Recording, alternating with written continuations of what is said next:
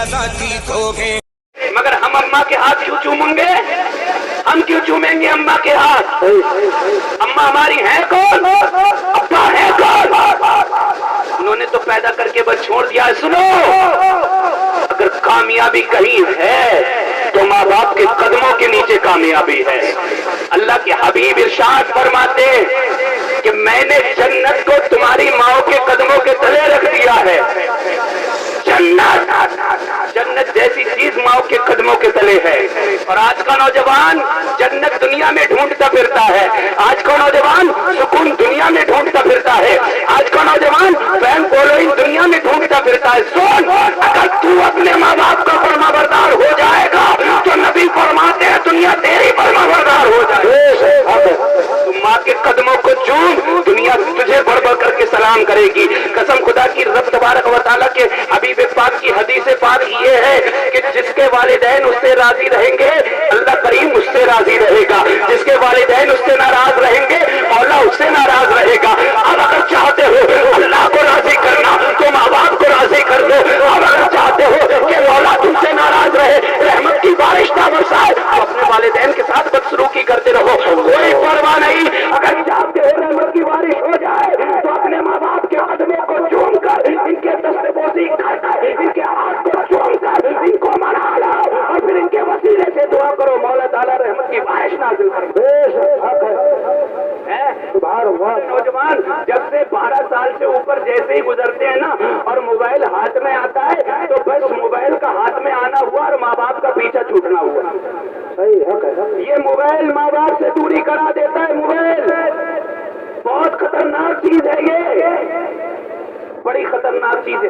جب سے بچے کے ہاتھ میں موبائل آتا ہے نا، چھوٹے بچے کے ہاتھ میں، پڑھائی کے ٹائم میں تم نے اپنے بچوں کو موبائل دے دیا، اس کا خامیازہ والدین کو بھگتنا پڑتا ہے.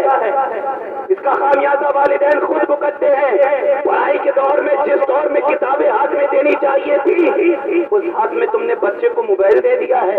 موبائل ایسا دیا ہے کہ موبائل نے نہ صرف تم کو دور کیا ہے نماز روزے سے، بلکہ تمہارے والدین کو بھی تم سے دور کر دیا ہے.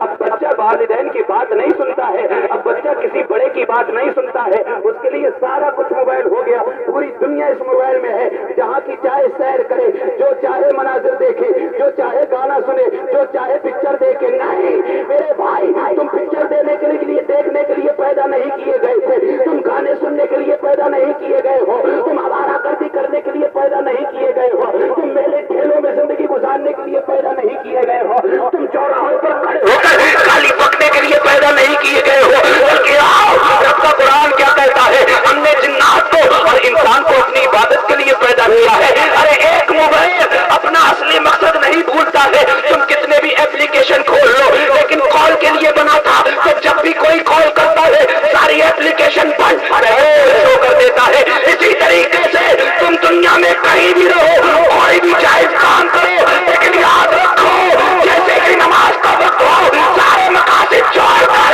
اللہ کی بارگاہ میں آ جایا کرو. تمہیں تمہارے رب نے نماز پڑھنے کے لیے پیدا کیا ہے، اپنی عبادت کرنے کے لیے. سبحان اللہ، سبحان اللہ. اگر نہیں کرتے تو اللہ کی عبادت نہیں کرتے، نہیں کرتے ہیں تو والدین کی خدمت نہیں کرتے ہیں. سارا کچھ کرنے کے لیے ٹائم ہے، ماں باپ کے لیے 5 منٹ دینے کو نہیں ہے. آج کتنے بوڑھے والدین اپنے بیٹے کی 5 منٹ گفتگو کرنے کے لیے ترس رہے ہیں. جن والدین نے انجینئر بنا دیا، ڈاکٹر بنا دیا ہے، پروفیسر بنا دیا ہے، وہ والدین بھی ترستے ہیں کاش میرا انجینئر بیٹا مجھ سے 5 منٹ آ کر کے گفتگو کر لے.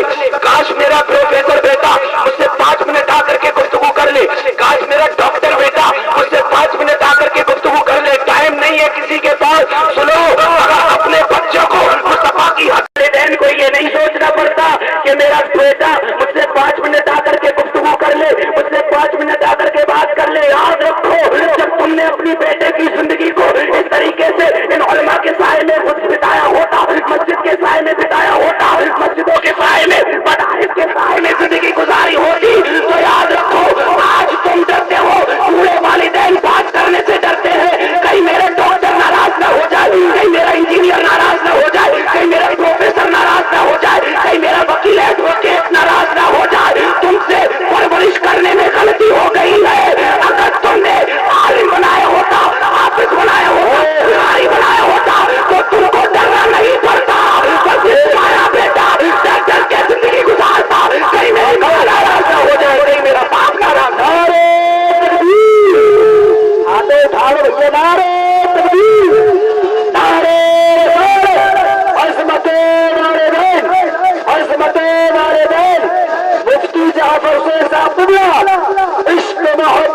عشق و محبت